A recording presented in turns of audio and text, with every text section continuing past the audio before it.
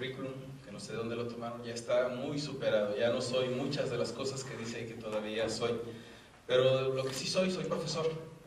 Y como profesor me gusta siempre aventurar preguntas, iniciar polémicas y sobre todo, dado que es argumentación la materia que casi siempre imparto, cuestionar y empezar a justificar. Debo decirles que estoy muy contento de estar aquí. No tenía antes ningún antecedente en haber estudiado el zapatismo. No me puedo considerar un zapatista ni nada por el estilo. Tomé un libro y dije, bueno, de aquí podré sacar algo para decir esta tarde. Y bueno, busqué el tema para el cual en algún momento me contactó mi amigo Emilio Arellano, que era hablar sobre la vigencia del zapatismo. Y busqué que encontré que efectivamente había una sección de este libro dedicada a la vigencia del zapatismo. La abrí y me llevé una sorpresa, solo era una página. Y entonces pues opté por dejar el libro en paz y preguntarme sobre qué podemos hablar cuando nos referimos a la vigencia del zapatismo. Voy a retomar algunas de las cuestiones que ya se han mencionado por quienes me precedieron en el uso de la palabra y que tienen que ver precisamente por pensar qué debe ser y cómo debemos entender el zapatismo. Yo lo veo o lo visualizo a partir de dos perspectivas. El zapatismo que se refiere a Zapata y el zapatismo, ese símbolo del cual mis dos antecesores han hablado claramente. En el primer caso, cuando hablamos del zapatismo, el que se refiere a Zapata, y lo ligamos necesariamente a una visión agrarista, nos damos cuenta que muchas veces nos quedamos, o al menos yo me quedo, casi siempre en la parte contemporánea. ¿Qué es el zapatismo? Ese que enarbola Zapata en la Revolución Mexicana a la luz de toda nuestra historia. Bueno, el zapatismo no es otra cosa más que una reivindicación que prácticamente inicia en el siglo XVI, cuando ese territorio es conquistado y sus habitantes son despojados de su tierra. El agrarismo se puede remontar hasta aquella época, en el momento en que quienes poseían las tierras que ancestralmente les correspondían fueron despojados de ello.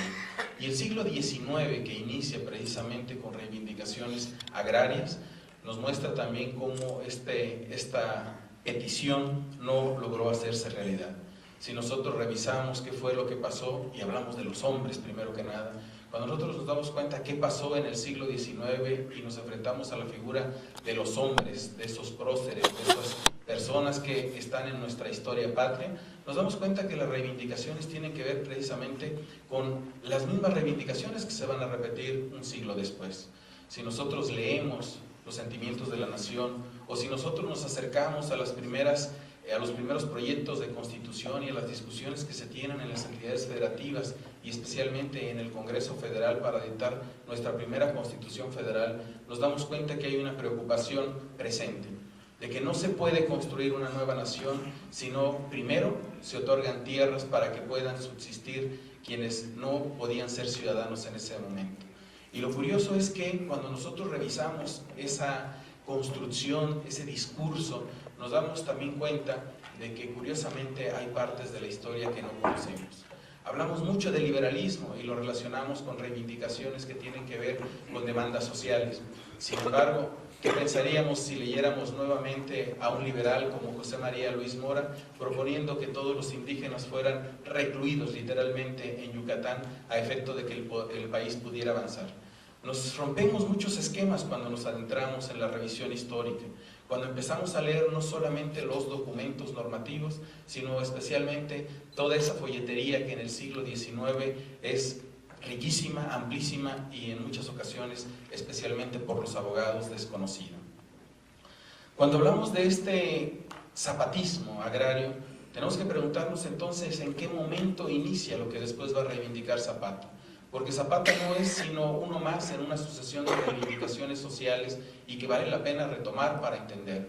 Quizá la mayoría de los historiadores, y aquí hago una mención, aquí estuvo un investigador que apenas conocí curiosamente por teléfono, si mal no recuerdo ayer, Carlos Barreto Zamudio, que tiene un trabajo que a mí me pareció interesantísimo, por decirlo menos, que se refiere al papel que juega Juan Álvarez en el territorio de lo que hoy es el estado de Morelos a mediados del siglo XIX. Y digo que resulta muy interesante porque la perspectiva que me permite abordar tiene que ver precisamente con lo que él ha desarrollado, por lo visto en algunos de sus trabajos. Este investigador plantea primero que nada que la región que corresponde al estado de Morelos y al estado de Guerrero es una especie, en aquel momento, es una especie de un corredor natural que conduce a la Ciudad de México y que conduce a Puebla. Y cuando empieza a hablar o a manifestar algunas de sus opiniones y algunas de sus resultados de las indagaciones que ha tenido respecto de lo que pasa a mediados del siglo XIX, no puede evitarse la referencia a la situación que vivían los habitantes, especialmente los campesinos, los peones, ¿verdad?, en ese Morelos, antes de que surgiera, antes de que se construyera como estado hacia 1869. Resulta llamativo porque las líneas, todas parecen conducir al sur, ¿verdad? Las líneas históricas parece que se encuentran en el sur. No es gratuita la percepción que va a tener Morelos después de haber estado, ¿verdad?, en el Bajío, las percepciones que va a tener cuando esté en el sur y que de alguna manera se manifiestan en un cambio de pensamiento. Ya no va a reivindicar lo mismo que reivindicaba su maestro, lo que reivindicaba Hidalgo, va a reivindicar algo diferente. Y eso lo podemos advertir precisamente en los sentimientos de la nación. Y esas reivindicaciones que están en ese documento histórico, que el año pasado pues celebramos, ¿verdad?, los 200 años, pareciera que siguen igual de vigentes como el pensamiento de Zapata o como el pensamiento de Álvarez o el pensamiento de muchos de nuestros próceres, de nuestros héroes. ¿Por qué sigue vigente? ¿A qué se refiere? Primero que nada me parece que se refiere a una idea que estando presente aún en nuestra Constitución no se ha llevado a la práctica, y es darle el poder al pueblo, darle el poder a la gente. De eso tratan las reivindicaciones. Pero ¿cómo se puede otorgar el poder? Y el poder, ¿con qué lo relacionamos? Si nosotros leemos los sentimientos de la nación, entenderemos esto cuando vemos que se lucha contra la opulencia, cuando se lucha contra la falta de educación, cuando se lucha contra la falta de oportunidades. Y estamos hablando apenas de la segunda década del siglo XIX. El siglo XIX, tan rico en discusiones, especialmente parlamentarias, que enaltecen la labor de los legisladores, curiosamente fue, como dirían algunos, insuficiente para construir una nueva situación, una nueva nación basada en esas reivindicaciones. Tuvieron que pasar los años y conforme pasaban los años las ideologías se sobreponían a las pretensiones y a las reivindicaciones históricas. El siglo XIX, característico en el ámbito del parlamentarismo por su Congreso liberal, pues prácticamente olvidó todas esas reivindicaciones. Y nosotros lo vamos a encontrar en algunos manifiestos que este investigador, Barreto Zamudio, destaca especialmente en el ámbito del estado de Morelos. Los manifiestos que va a emitir Álvarez en la década de los 50 para contrarrestar algunas de las acusaciones que se le hacen por haber participado en el asesinato de algunos hacendados en lo que sería el estado de Morelos. Y llama la atención porque ese manifiesto no es otra cosa más que un escrito agrario, un escrito agrarista, donde señala cuáles son los problemas que percibe, que son históricos y que se relacionan o se refieren precisamente al hecho de que la tierra estaba en pocas manos. Como aquí se ha mencionado, los datos, ¿verdad?, son impresionantes.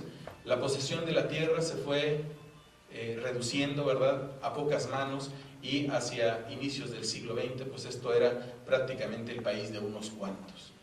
Cuando nosotros nos encontramos con ese manifiesto de Álvarez, lo revisamos a la luz de lo que va a pasar en 1911, nos damos cuenta que efectivamente esas reivindicaciones están presentes todavía. Son las mismas que vienen desde la colonia, son las mismas que generaron muchas rebeliones, muchas revueltas durante la época colonial y que en el siglo XIX todavía se van a seguir manifestando, como lo han mencionado quienes me antecedieron, precisamente a través de estas revueltas que nosotros no solamente debemos ver en sede política, sino especialmente en sede agraria. Cuando revisamos esta construcción del siglo XIX nos damos cuenta de que ese zapatismo no hace más que retomar esas reivindicaciones históricas contextualizadas en un territorio y tratar de llevarlas a la práctica. Y me parece que dentro de todo este contexto, las reivindicaciones agrarias son las que les dan ese matiz tan importante a la Revolución Mexicana. Tanto a las reivindicaciones agrarias, que va a tomar de la mano Villa cuando sea gobernador en Durango y emite esa legislación agraria, es la primera legislación agraria que podemos encontrar en el norte, ¿verdad?, como las reivindicaciones que se van a dar en el sur son las que permiten tomar o tener ese matiz social a la Revolución Mexicana. Cuando revisamos esta parte, nos damos cuenta que ese agrarismo se va a mantener vivo, se va a mantener presente, Curiosamente, ambos, tanto Villa como Zapata, son asesinados. Y son asesinados, pero mantiene su presencia en el discurso político, se mantiene su ideario. Y lo más importante, los siguientes gobiernos, especialmente a partir de 1920, van a empezar a desarrollar una amplia política agraria que prácticamente se va a mantener durante 60 años. Cuando nosotros revisamos eso, podríamos pretender que ese zapatismo, el zapatismo que se refiere al Zapata que reivindica una cuestión agraria, ha terminado, ha concluido, y que en muchos aspectos termina por ser demasiado conservador ya a la vista de las pretensiones de nuestros gobernantes. Sin embargo, queda la otra parte, la del zapatismo como símbolo, y me parece que esa parte es también la más rica. Quizá cuando nosotros nos preguntamos sobre los símbolos, volvemos nuevamente a las figuras de los hombres, pero ya no las vemos solamente en el contexto del pensamiento, en el contexto histórico en que se están desarrollando, sino que va más allá. Los vemos no solamente en la perspectiva que corresponde al luchador o a la perspectiva que corresponde al héroe. Muchos autores, cuando quieren hacer una biografía, lo primero que hacen es, dicen, bajar del pedestal al biografiado. ¿Para qué? Para presentarlo como un hombre, para presentarlo como una mujer nada más, y verlo dentro de sus circunstancias, dentro del contexto en el cual crece y aporta algo a su sociedad, a su pueblo, a su nación. Hace más de siglo y medio, Ignacio Ramírez, en un discurso que pronunciara sobre Hidalgo, dejaba muy claro que a veces tenemos que pensar a nuestros héroes desde perspectivas diferentes. Cuando Ignacio Ramírez se refiere a Hidalgo, sobre todo no lo reivindica como el padre de la patria y ya, no, sino que lo reivindica como el padre de la patria, algo en lo que yo difiero, ¿verdad? Como padre de la patria, pero además dice otra cosa. Dice, lo mejor de Hidalgo es el ejemplo. Es decir, lo mejor que podemos tomar de Hidalgo es el ejemplo que nos dejó de luchar por aquello en lo que se cree, de luchar por aquello en lo que pensaba era lo correcto. Y efectivamente, si nosotros nos preguntamos sobre la construcción de los símbolos, tenemos que asumir que cuando hablamos de Zapata como símbolo, del zapatismo como símbolo, tenemos que verlo también como parte de un ejemplo. Y la pregunta es, ¿habrá alguna similitud, algunos otros ejemplos en nuestra historia? Curiosamente, las figuras que acabo de mencionar, de Morelos, de Álvarez, del propio Zapata, tienen en el imaginario social, en la percepción colectiva, las mismas características. Se han convertido en símbolos porque han luchado, porque se han esforzado por hacer algo, por construir algo, pero sobre todo porque han dejado un ejemplo. No podríamos imaginarnos mejor ejemplo, ¿verdad?, que el del generalísimo Morelos, despreciando el nombramiento que se le estaba haciendo para referirse al mismo como un siervo de la nación. O la frase que le dedica Juan Álvarez a Manuel Doblado en aquella carta posterior a haber dejado la presidencia de la República en diciembre del 55. Pobre entré a la presidencia y pobre salgo de ella. Pero, ¿y la figura de Zapata? La figura de Zapata es la misma. Es la misma porque precisamente lo que vamos a recordar, lo que el imaginario colectivo conserva, es precisamente el dato de que era un hombre que no luchaba por el poder. Y creo que todos hacen referencia a esa percepción cuando lo sitúan en aquel momento histórico, ¿verdad?, junto a Villa en la silla presidencial y él a un lado. ¿Qué debemos entender del ejemplo que nos legan y que por tanto se convierte en el símbolo estos hombres? El ejemplo es precisamente eso, la posibilidad de poder permanecer inmunes al poder, inmunes al dinero y buscar otras satisfacciones, algo bastante difícil en estos tiempos ciertamente. Pero, por otro lado, nos muestran a hombres que se deben a su pueblo. Y eso nos obliga a pensar y a preguntarnos precisamente en estos días en que estamos celebrando, ¿verdad?, la aparición de la ley de consulta popular. ¿Cómo participa el pueblo? ¿Cómo participan los ciudadanos? ¿Cómo estos símbolos todavía se mantienen vivos? La mayoría de las veces, y creo que el maestro Arellano, al referirse a esta ley de derechos y obligaciones de los pueblos, pone el dedo en la llaga. Pone el dedo en la llaga porque nos hace ver que lo peligroso de los símbolos es que terminan por inspirar, y cuando inspiran, generan movimientos. Y precisamente la figura de Zapata es por encima de todo el símbolo al que se puede recurrir hoy día.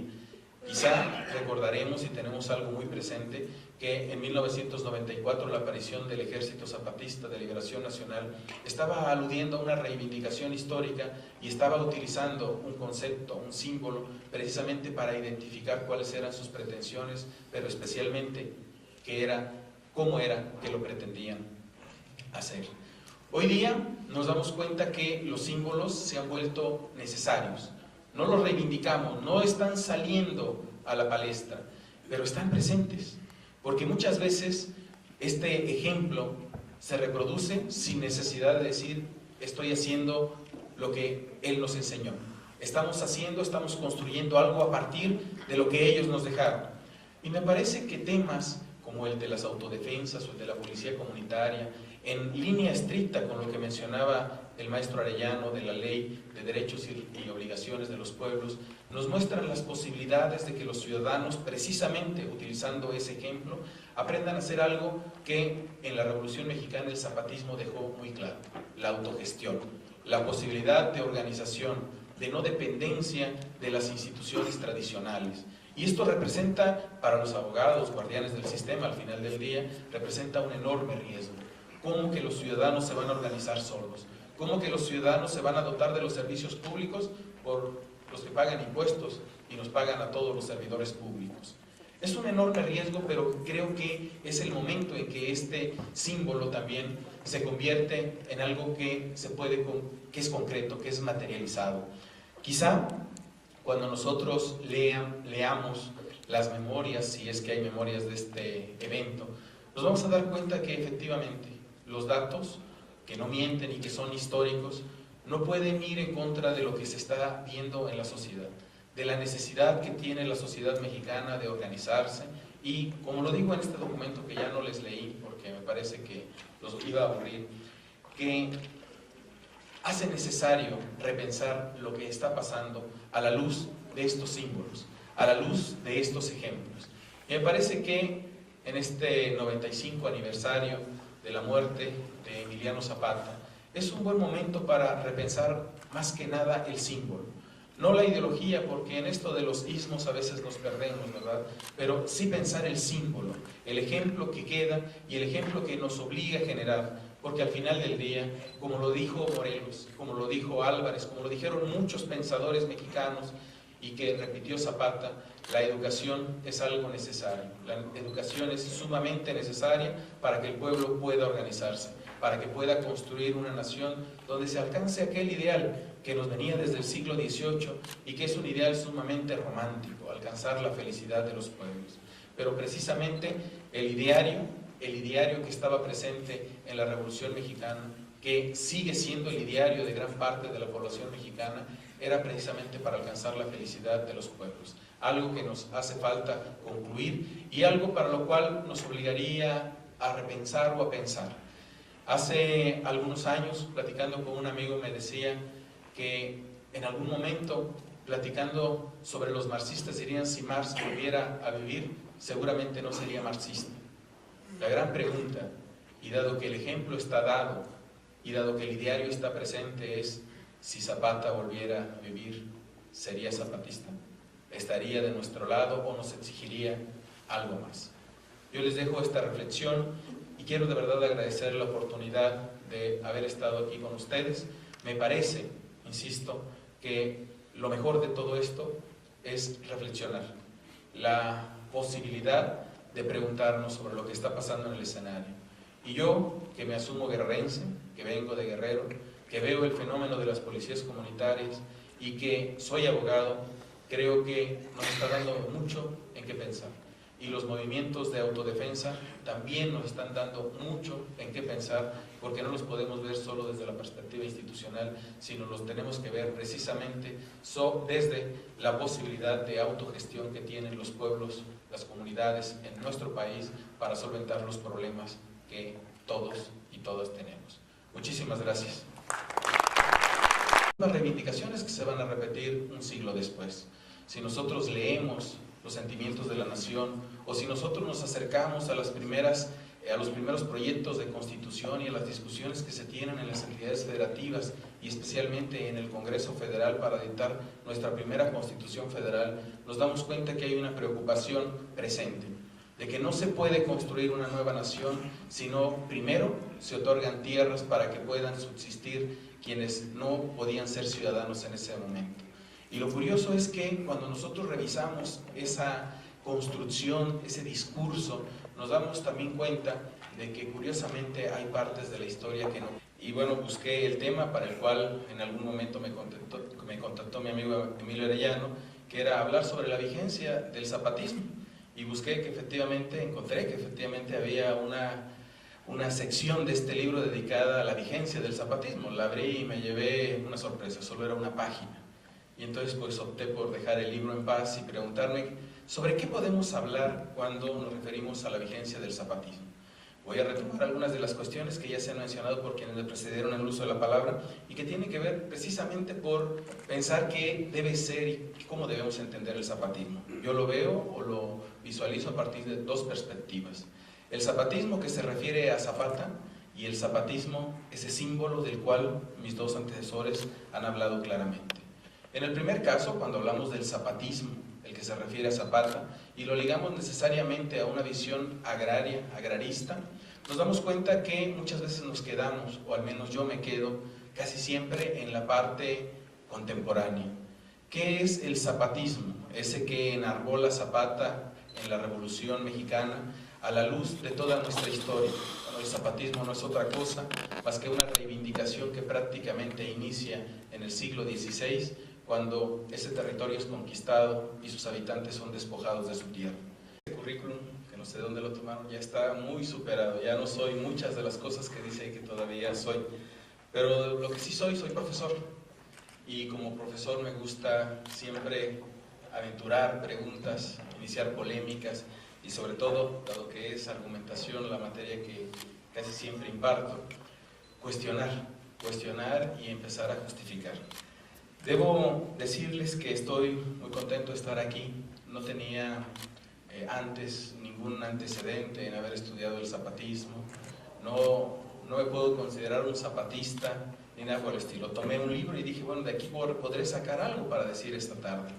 El agrarismo se puede remontar hasta aquella época, en el momento en que quienes poseían las tierras que ancestralmente les correspondían, fueron despojados de él.